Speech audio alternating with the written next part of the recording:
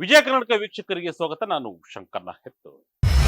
ಪ್ರಧಾನಿ ಮೋದಿ ಪ್ರಗತಿ ಮ್ಯಾಜಿಕ್ 10 ವರ್ಷದ ಪ್ರಗತಿ report card release. 382 ಯೋಜನೆ ಬಗೆಹರಿಸಿದ ಪ್ರಧಾನಿ ಮೋದಿ. ಭಾರತ ಇಂದು ಜಗತ್ತಿನ ವೇಗವಾಗಿ ಬೆಳೆಯುತ್ತಿರುವ ಆರ್ಥಿಕತೆಯಾಗಿ ಹೊರಹೊಮ್ಮುತ್ತಿದೆ. ಆದರೆ ಯಾವುದೇ ದೇಶದ ಪ್ರಗತಿಗೆ ಬೆನ್ನೆಲುಬಾಗಿ ನಿಲ್ಲುವುದು ಅಲ್ಲಿನ ಮೂಲಸೌಕರ್ಯ ಅಥವಾ ಇನ್ಫ್ರಾಸ್ಟ್ರಕ್ಚರ್. ದೇಶದಾದ್ಯಂತ ಬೃಹತ್ ಹೆದ್ದಾರಿಗಳು, ಬೃಹತ್ ಸೇತುವೆಗಳು, ಹೊಸ ವಿಮಾನ ನಿಲ್ದಾಣಗಳು, ರೈಲ್ವೆ ಮಾರ್ಗಗಳು, ಹೀಗೆ ಕಳೆದೊಂದು ದಶಕದಿಂದ ಭಾರತದ ಮೂಲಸೌಕರ್ಯ ವಲಯದಲ್ಲಿ ಅಭೂತಪೂರ್ವ ಕ್ರಾಂತಿಯೇ ನಡೆಯುತ್ತಿದೆ. ಆದರೆ ಇವೆಲ್ಲ ಕೆಲಸಗಳು ಹೇಗೆ ನಡೆಯುತ್ತಿವೆ? ಈ ಎಲ್ಲ ಯೋಜನೆಗಳು ಈಗ ರಾಕೆಟ್ ವೇಗದಲ್ಲಿ ಪೂರ್ಣಗೊಳ್ಳುತ್ತಿರುವುದರ ಹಿಂದಿರುವ ರಹಸ್ಯವಾದರೂ ಏನು? ಇದಕ್ಕೆ ಉತ್ತರವೇ ಪ್ರಗತಿ. ಹೌದು, ಖುದ್ದು ಪ್ರಧಾನಿ ನರೇಂದ್ರ ಮೋದಿಯವರೇ ನೇರವಾಗಿ ಮುನ್ನಡೆಸುತ್ತಿರುವ ಒಂದು ವಿಶಿಷ್ಟ ಕಾರ್ಯತಂತ್ರ. ಕಳೆದ 10 ವರ್ಷದಲ್ಲಿ ನಡೆದ ದೇಶದ ಅಭಿವೃದ್ಧಿ ರಿಪೋರ್ಟ್ ಕಾರ್ಡ್ ಅನ್ನ ಕೇಂದ್ರ ರಿಲೀಸ್ ಮಾಡಿದೆ. ಇದರಲ್ಲಿ ಬಹಿರಂಗಗೊಂಡ ವಿಷಯಗಳು ನಿಜಕ್ಕೂ ಅಚ್ಚರಿ ಮೂಡಿಸುತ್ತೆ.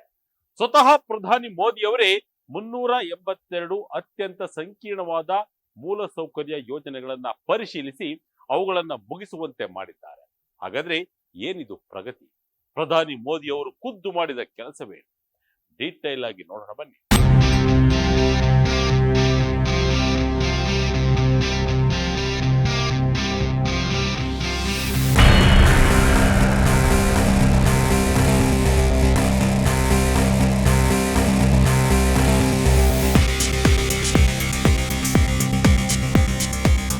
ಹೌದು, ಕ್ಯಾಬಿನೆಟ್ ಕಾರ್ಯದರ್ಶಿ ಟಿವಿ ಸೋಮನಾಥನ್ ರವರು ಪ್ರಗತಿ ಕಾರ್ಯಕ್ರಮದ ಯಶಸ್ಸಿನ ಕಥೆಯನ್ನ ಬಿಚ್ಚಿಟ್ಟಿದ್ದಾರೆ. ಕಳೆದ 10 ವರ್ಷಗಳಲ್ಲಿ ದೇಶದ ಅತ್ಯಂತ ಸಂಕೀರ್ಣ ಮತ್ತು ಜಟಿಲವಾಗಿದ್ದ 382 ಬೃಹತ್ ಮೂಲಸೌಕರ್ಯ ಯೋಜನೆಗಳನ್ನ ಸ್ವತಃ ಪ್ರಧಾನಿ ನರೇಂದ್ರ ಮೋದಿ ಅವರೇ ಖುದ್ದು ಪರಿಶೀಲನೆ ನಡೆಸಿದ್ದಾರೆ. ಈ ಯೋಜನೆಗಳಿಗೆ ಸಂಬಂಧಿಸಿದಂತೆ ಒಟ್ಟು 3187 ಸಮಸ್ಯೆಗಳನ್ನ ಗುರುತಿಸಲಾಗಿದ್ದು, ಅದರಲ್ಲಿ 2958 ಸಮಸ್ಯೆಗಳನ್ನ ಸಂಪೂರ್ಣವಾಗಿ ಬಗೆಹರಿಸಲಾಗಿದೆ. ಇದರ ಅರ್ಥವೇನು ಗೊತ್ತೇ? ಕ್ಯಾಬಿನೆಟ್ ಕಾರ್ಯದರ್ಶಿಗಳ ಮಾತಿನಲ್ಲೇ ಹೇಳುವುದಾದ್ರೆ, ಕಳೆದ ದಶಕದಲ್ಲಿ ಪ್ರತಿ ಕೆಲಸದ ದಿನದಂದು ದೇಶದ ಅಭಿವೃದ್ಧಿಗೆ ಅಡ್ಡಲಾಗಿದ್ದ ಒಂದು ದೊಡ್ಡ ಸಮಸ್ಯೆಯನ್ನ ಪ್ರಗತಿ ವೇದಿಕೆಯ ಮೂಲಕ ಬಗೆಹರಿಸಲಾಗಿದೆ. ಇದು ಸಾಮಾನ್ಯ ಸಾಧನೆ ಅಲ್ಲ.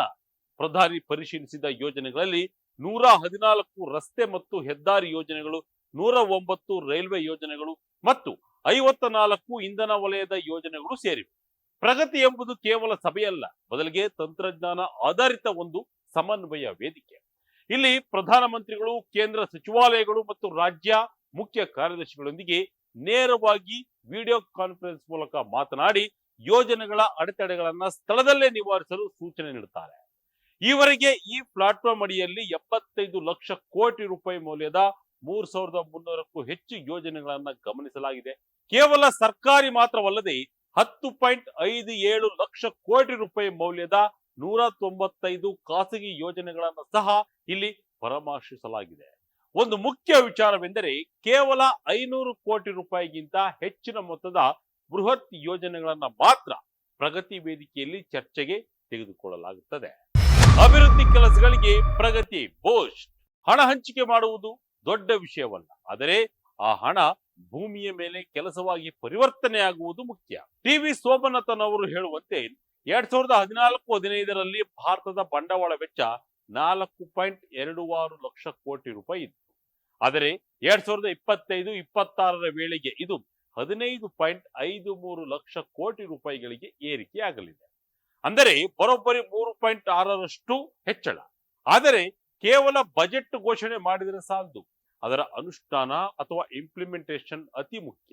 ಈ ಪ್ರಗತಿ ವೇದಿಕೆ ಇಲ್ಲದಿದ್ದರೆ ಇಷ್ಟೊಂದು ದೊಡ್ಡ ಮಟ್ಟದ ಹಣವನ್ನ ಪರಿಣಾಮಕಾರಿಯಾಗಿ ಖರ್ಚು ಮಾಡಲು ಮತ್ತು ಯೋಜನೆಗಳನ್ನ ಪೂರ್ಣಗೊಳಿಸಲು ಸಾಧ್ಯವಾಗುತ್ತಿರಲಿಲ್ಲ ಎಂದು ಅವರು ಅಭಿಪ್ರಾಯಪಟ್ಟಿದ್ದಾರೆ. ಈ 10 ವರ್ಷಗಳಲ್ಲಿ ಪ್ರಗತಿ ಹೇಗೆ ಮ್ಯಾಜಿಕ್ ಮಾಡಿದೆ ಎಂಬುದನ್ನ 3 ಪ್ರಮುಖ ಉದಾಹರಣೆಗಳನ್ನ ನೀಡಿದ್ದಾರೆ. ಅವುಗಳನ್ನ ನೋಡುವುದಾದ್ರೆ, ಜಮ್ಮು ಬಾರಾಮುಲ್ಲಾ ಶ್ರೀನಗರ ರೈಲು ಸಂಪರ್ಕ. ಈ ಯೋಜನೆಗೆ ಅನುಮೋದನೆ ಸಿಕ್ಕಿದ್ದು 1994ರಲ್ಲಿ. ಆದರೆ 2016ರವರೆಗೆ ಇದರ ಪ್ರಗತಿ ಕೇವಲ 40% ಮಾತ್ರ ಆಗಿತ್ತು. ಯಾವಾಗ ಈ ಯೋಜನೆಯನ್ನ ಪ್ರಗತಿ ಅಡಿಯಲ್ಲಿ ಪ್ರಧಾನಿಯವರು ತೆಗೆದುಕೊಂಡರೋ ಕೆಲಸ ವೇಗವಾಯಿತು. ಇಂದು 2025ರ ಜೂನ್ ನಲ್ಲಿ ಇದು ಕಾರ್ಯಾರಂಭ ಮಾಡಿದೆ.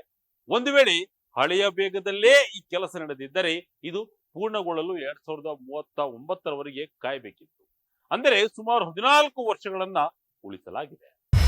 ನವಿ ಮುಂಬೈ ಅಂತಾರಾಷ್ಟ್ರೀಯ ವಿಮಾನ ನಿಲ್ದಾಣ 2007ರಲ್ಲಿ ಅನುಮೋದನೆ ಪಡೆದಿದ್ದ ಈ ಯೋಜನೆ 8 ವರ್ಷಗಳ ಕಾಲ ಒಂದಿಂಚು ಅಲುಗಾಡಿರಲಿಲ್ಲ.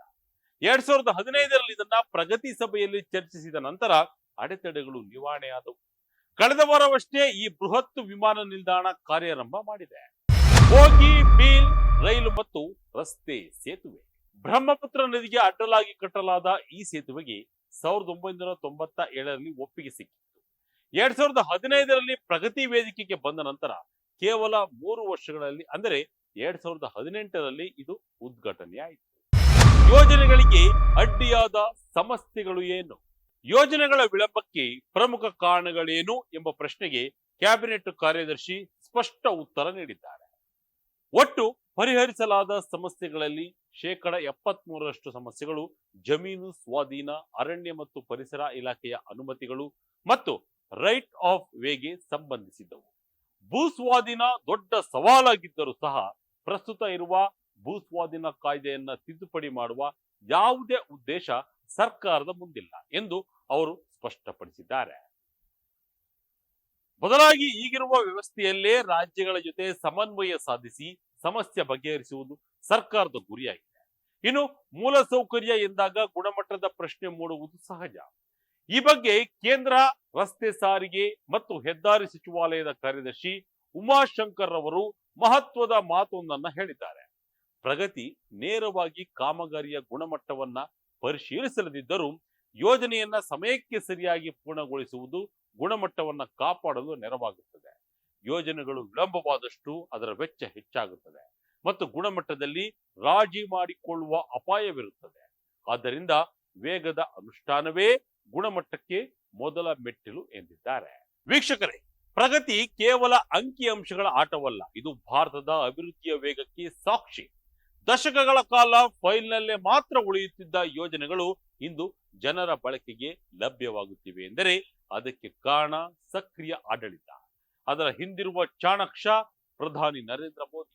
85 ಲಕ್ಷ ಕೋಟಿ ರೂಪಾಯಿಗಳ ಯೋಜನೆಗಳ ಮೇಲೆ ಪ್ರಧಾನಿಯವರ ಈ ನಿರಂತರ ನಿಗಾ ಮುಂದಿನ ದಿನಗಳಲ್ಲಿ ಭಾರತವನ್ನ ವಿಶ್ವದ 3ನೇ ಅತಿ ದೊಡ್ಡ ಆರ್ಥಿಕತೆಯನ್ನಾಗಿ ಮಾಡುವಲ್ಲಿ ಪ್ರಮುಖ ಪಾತ್ರ ವಹಿಸಲಿದೆ ಎಂಬುದು ತಜ್ಞರ ಅಭಿಪ್ರಾಯ. ಹೀಗೆ ಇನ್ನಷ್ಟು ಅಭಿವೃದ್ಧಿ ಕೆಲಸಗಳು ಈ ವರ್ಷವೂ ಮುಂದುವರಿಯಲಿ. ಇದಾಗಿತ್ತು ಈ ಕ್ಷಣದ ಇಂಟ್ರೆಸ್ಟಿಂಗ್ ಸ್ಟೋರಿ. ಇದೇ ರೀತಿ ಸ್ಟೋರಿಗಾಗಿ Vijaya Kanaka website, YouTube page, Facebook page follow ಮಾಡ್ತಾ ಇರಿ. ಧನ್ಯವಾದ.